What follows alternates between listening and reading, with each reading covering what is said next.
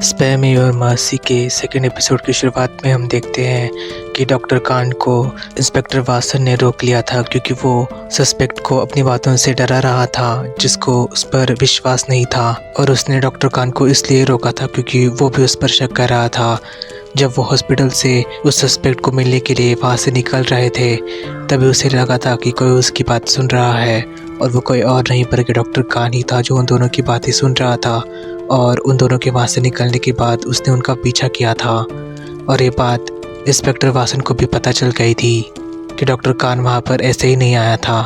दूसरी तरफ फिजिशियन अपने सीईओ को ये बताती है कि जिसका मर्डर हुआ था उसे एक इंजेक्शन में दवाई डालकर दी गई थी जिसके कुछ घंटों बाद ही उसकी मौत हो गई थी, और इस दवाई के बारे में भी उसे अब जल्दी पता चल जाएगा।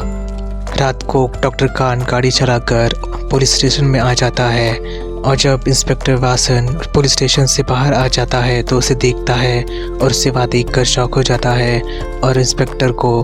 डॉक्टर कान बोलता है कि उसे उसके साथ कोई ज़रूरी बात करनी है और वो यहाँ पर वो बातचीत नहीं कर सकता, तो उसके साथ वो बाहर चला आए। इसके बाद हम देखते हैं कि वो दोनों एक रेस्टोरेंट में खाना खाने के लिए आ जाते हैं, और इंस्पेक्टर वासन से बोलता है कि तुम्हें मुझे जो भी बात बतानी है वो जल्दी बोलो। लेकिन डॉक्टर कान उससे बोलता है कि खाने आने तक वो इंतज़ार कर ले। लेकिन इंस्पेक्टर वासन उसे बोलता है कि अगर वो उसे ये बात नहीं बताने वाला तो वो यहाँ से चला जाएगा, तो उसे जो भी बात करनी है वो जल्दी कर ले। और वो उसे ये भी कहता है कि उसे उस पर शक है क्योंकि उसे पता है कि वो वहाँ पर ऐसे ही नहीं आ गया था बल्कि उसने उसकी बातें सुन ली थी। जिसके बाद डॉक्टर कान इंस्पेक्टर वासन से बोलता है कि वो उससे पसंद करता है और वो वहाँ पर बस उसे देखने के लिए आया था, उसके साथ रिलेशनशिप शेयर करना चाहता था, इसलिए वो यहाँ पर आ गया था बस उसे देखने के लिए। लेकिन इंस्पेक्टर वासन को उसकी बातों पर विश्वास नहीं होता,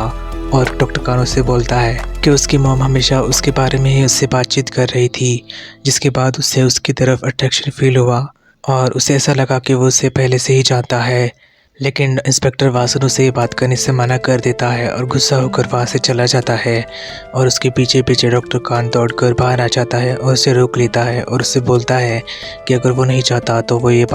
बातचीत नहीं करेगा। लेकिन वो उसे ये भी बताता है कि उस सब में उसकी गलती है क्योंकि वो बहुत ही ज़्यादा क्यूट है। और ये देखकर भी इंस्पेक्टर वासन कुछ भी समझ नहीं पाता और वहाँ से चला जाता है। और घर पहुँचने के बाद उसे डॉक्टर कान का मैसेज आ जाता है कि सॉरी, जिसके बाद उसके रूम का दरवाज़ा बजता है और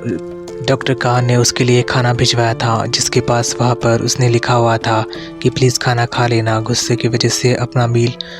स्किप मत करना। और उसके बाद इंस्पेक्टर वासन को बहुत ही अच्छी लगती है और उसने भेजा हुआ खाना वो खाने लगता है और उसी के बारे में सोचता रहता है। डॉक्टर कान को उस नर्स का कॉल आ जाता है जो उसके साथ काम कर रही थी और उससे पूछती है कि इंस्पेक्टर को उस पर बहुत भरोसा नहीं है, क्या वो उसके ऊपर शक कर रहा है। जिस पर डॉक्टर कान से बोलता है कि मैंने बात को संभाल लिया है और शायद उसे मेरी बात पर यकीन भी हो गया होगा। दूसरी तरफ उस फिजिशियन को मैसेज आ जाता है कि उस शख्स को जो दवाई दी गई थी वो नाइट्रोजन ऑक्साइड थी, जिसके बाद वो खुश हो जाती है। और अगली सुबह सीईओ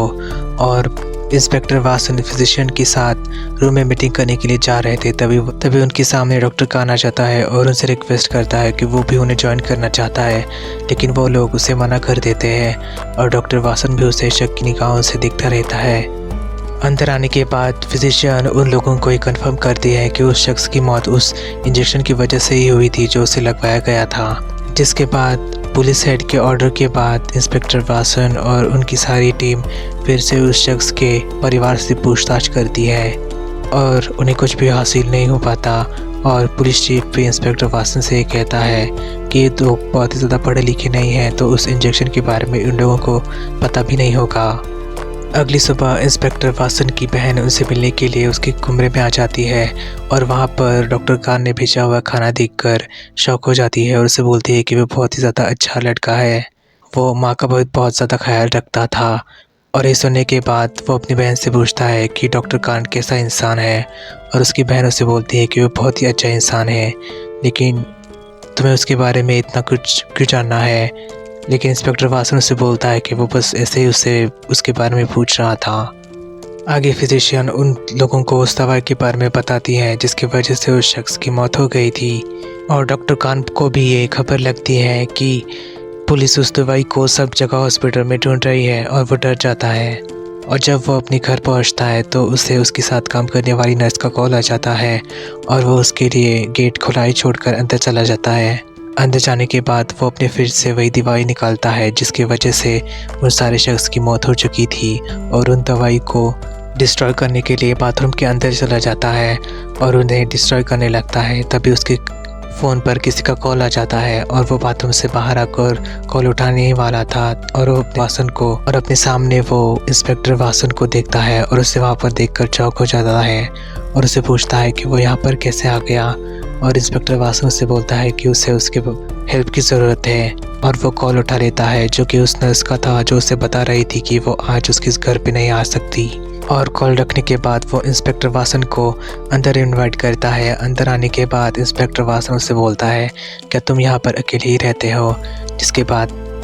डॉक्टर कान उसके साथ फ्लर्टिंग करने के लिए बोलता है कि मैं यहाँ पर किसी का इंतज़ार कर रहा हूँ जो मुझे यहाँ पर साथ दे सके, लेकिन उसकी बातों को इग्नोर करते हुए इंस्पेक्टर वासन उससे बोलता है कि उसे बाथरूम यूज़ करना है। और डॉक्टर कान डर जाता है और अंदर जाकर फ्रिज में वो बची हुई दवाई रख देता है जो इंस्पेक्टर वासन को उसके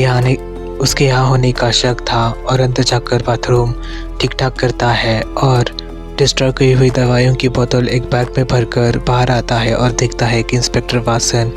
उसी जगह फ्रिज में कुछ देख रहा था, और उसे देखकर वो वहाँ पर डर जाता है। तब तक रात हो गई थी और इंस्पेक्टर वासन अपने घर पे जाने के लिए निकलता है और उसे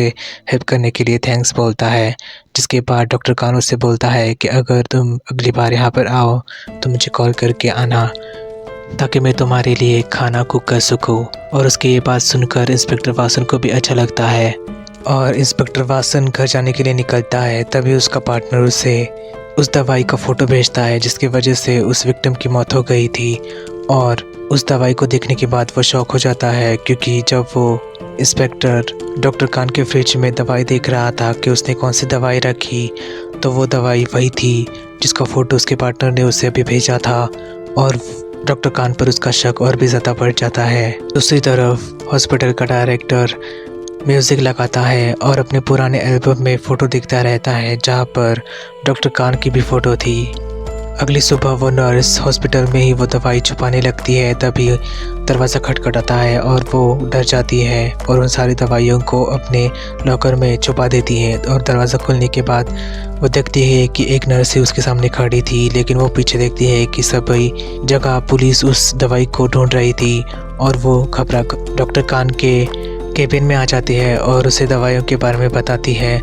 और वो दोनों वो दवाई को लेकर उसके घर में जाने के लिए निकलते हैं। तभी सामने से इंस्पेक्टर वासन उन दोनों को रोक लेता है, लेकिन इंस्पेक्टर वासन को कान बोलता है कि उसे जल्दी से घर जाना है और वहाँ से चला जाता है, और इंस्पेक्टर वासन को उस पर और भी ज़्यादा शक होता है। और जब वो दोनों कार में घर जाने के लिए निकलते हैं तभी उन दोनों को इंस्पेक्टर वासन रोक लेता है और कार के अंदर चला जाता है और उस दवाइयों के बॉक्स के बारे में पूछता है, और वो नर्स उसे बोलती है कि वो इन दवाइयों को उसे नहीं दिखा सकती। जिसके बाद वो शक की निगाहों से इंस्पेक्टर वासन डॉक्टर कान को देखता है और कान भी उसकी तरफ देखता रहता है, और एपिसोड सेकेंड वहीं पर ख़त्म हो जाता है।